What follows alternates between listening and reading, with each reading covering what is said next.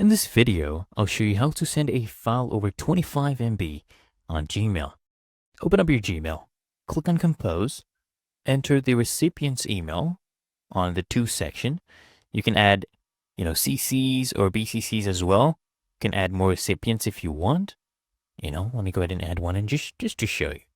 So this is just someone who's attached to this email, but this is the main recipient. You can add a subject, for example, test video as the subject.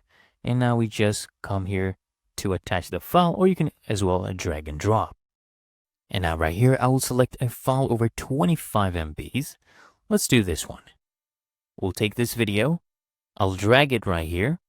And as you can see, it says the large files must be shared with Google Drive. All you need to do is click on OK, got it. And it will start uploading this as a Google Drive link. And I'll actually open this up and show you later on. So let's wait for this to be done uploading first. And there we go. It has been attached. You can also add a, body of text. Maybe, let's say, kindly find attached, right? Something like that.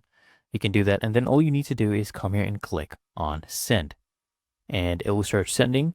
So these people, you can set them as only viewers, commenters, or also editors. They'll also be able to download these as well. And we'll give anyone with this link to access as editor. That's okay. Or you can choose it to be only a viewer. Okay. Or if you want, you can choose don't give access, where you don't give access to them as well. So I'll just share with anyone with the link. It's okay. So as long as they even forward it to other people, they can still go ahead and view this. So I'll click on send.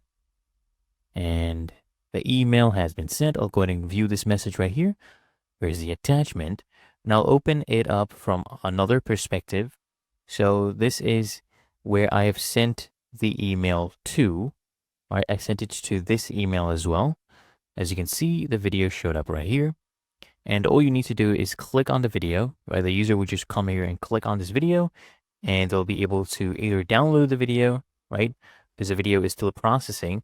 So you can come here and just click on a download, and you can open it up as well. So just wait for a few minutes for it to be done processing before you can actually view it right here. But you can just go ahead and download it as well, right? The recipient will be able to download that video or any file whatsoever. They can just come here and click on download, right?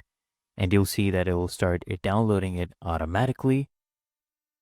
All right, there we go. The videos have actually downloaded, and I guess it should have done, processing. So I can also view this as a media player right here,